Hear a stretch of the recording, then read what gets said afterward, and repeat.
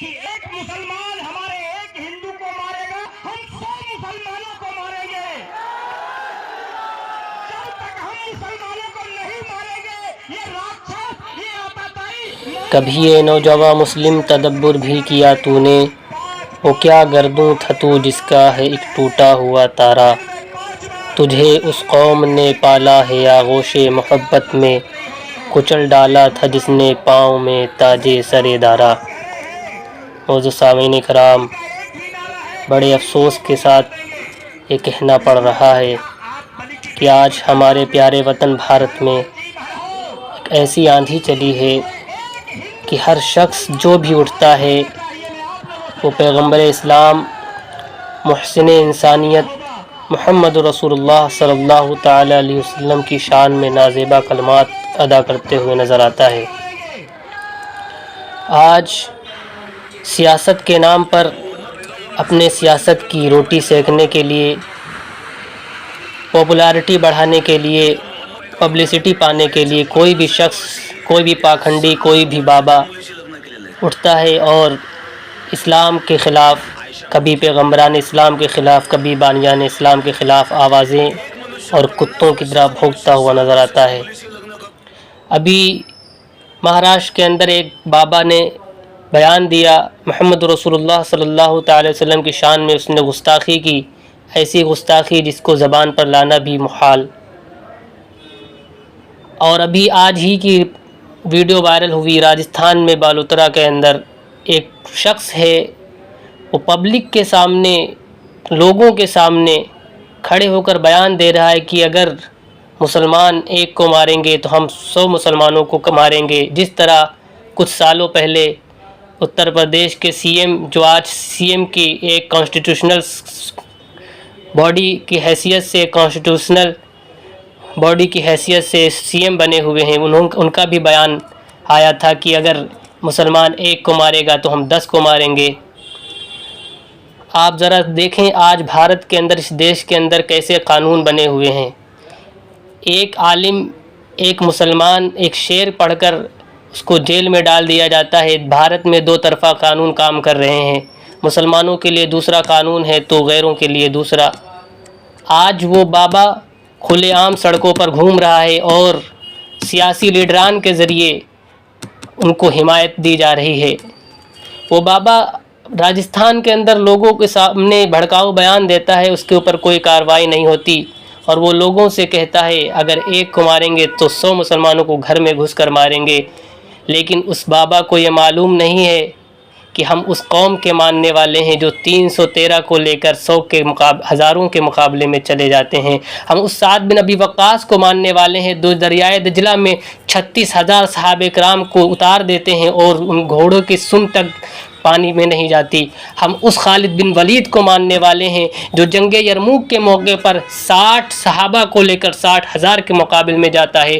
اس پاکھنڈی بابا کو معلوم نہیں ہم اس صلاح الدین ایوبی کے ماننے والے ہیں، جس صلاح الدین ایوبی کے زمانے میں ارمس نامی انگریز نے حضور کی شان میں گستاخی کی تھی تو صلاح الدین ایوبی نے قسم کھائی تھی 2.5 سال کے بعد جب اس کا سر تن سے جدا کیا تھا، تب صلاح الدین ایوبی کے سامنے وہ لایا گیا اور اس کا سر تن سے جدا کیا گیا تو صلاح الدین ایوبی نے اس سے کہا تھا، تو کہتا تھا کہاں ہے محمد، بلاؤ اپنے محمد کو، دیکھو محمد نے اپنے غلام کو بھیج دیا ہے۔ ہم اس قوم کے ماننے والے ہیں، اس کربلا والوں کے ماننے والے ہیں جو 22,000 کے لشکر جرار کے سامنے 72 لڑ جاتے ہیں۔ تمہیں معلوم نہیں ہے؟ اللہ قرآن میں فرماتا ہے کم من فیۃ قلیلۃ غلبت فیۃ کثیرۃ باذن اللہ، کم جماعت والے بسا اوقات اللہ کے حکم سے غالب آ جاتے ہیں بڑی جماعت پر، واللہ مع الصابرین، اور اللہ صبر کرنے والوں کے ساتھ ہے۔ اللہ فرما رہا ہے قرآن کے اندر ان یکم منکم 20 صابرون یغلبوا 200، اگر تم میں 20 بھی صبر کرنے والے ہیں تو وہ 200 پر بھاری ہیں۔ وَإِن يَكُن مِّنكُمْ أَلْفٌ يَغْلِبُوا أَلْفَيْنِ بِإِذْنِ اللَّهِ، اگر تم میں 1000 ہیں وہ 2000 پر غالب آنے والے ہیں۔ واللہ مع الصابرین، اور اللہ صبر کرنے والوں کے ساتھ ہے۔ بابا پاکھنڈیوں کو میں جواب دینا چاہوں گا، سنا ہے قدسیوں سے میں نے یہ شعر پھر ہوشیار ہوگا۔ علامہ اقبال بہت پہلے کہہ گئے، تم ہمیں جذباتی بنانے کی کوشش نہ کرو، تم ہمارے جذباتوں کے ساتھ کھیلنے کی کوشش نہ کرو۔ تمہیں اسلام سے اگر پرابلم ہے، تمہیں مسلمانوں سے اگر پرابلم ہے تو ہمیں گالی دو، ہمارے باپ کو گالی دو، ہماری ماں کو گالی دو، لیکن ہمارے نبی کی شان میں ایک لفظ بھی اگر زبان سے نکالا تو ہم سے ہرگز برداشت نہ ہوگا۔ اس لیے کہ اللہ کے حبیب کا فرمان ہے لا یؤمن احدکم حتی اکون احب الیہ من والدہ وولدہ والناس اجمعین، تم میں سے کوئی شخص اس وقت تک کامل مومن نہیں ہو سکتا جب تک کہ وہ مجھ سے، اپنے والد سے، اپنے بیٹوں سے، یہاں تک کہ پوری دنیا کے انسانوں سے زیادہ محبت نہ کرے۔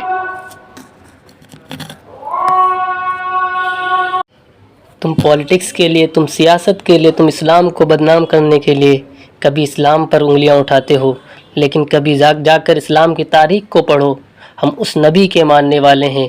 جس نبی پر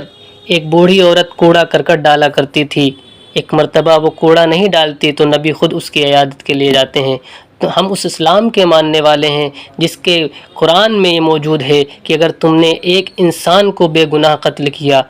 تو تم نے پوری انسانیت کا قتل کیا۔ من قتل نفسا بغیر نفس او فساد فی الارض فکأنما قتل الناس جميعا، جس نے کسی نفس کو بغیر کسی جرم کے قتل کیا فکأنما قتل الناس جميعا ومن احیا فکأنما احیا الناس جميعا، اور جس نے کسی ایک انسان کی جان بچائی اس نے گویا کہ پوری انسانیت کی جان بچائی۔ آج تم اسلام کو بدنام کرنے کے لیے اسلام پر انگلیاں اٹھاتے ہو، بانیان اسلام پر انگلیاں اٹھاتے ہو، پیغمبران اسلام پر انگلیاں اٹھاتے ہو،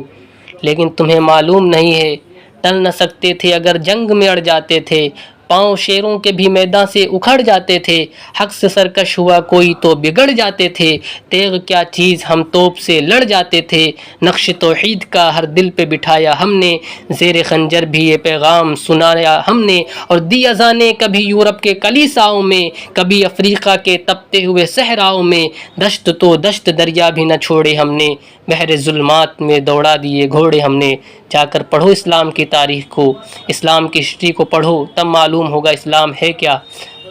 آج اسلام کو بدنام کرنے کے لیے، پاپولارٹی کے لیے، سیاست کے لیے تم اسلام پر انگلیاں اٹھاتے ہو۔ آخر کیا پیغام دینا چاہتے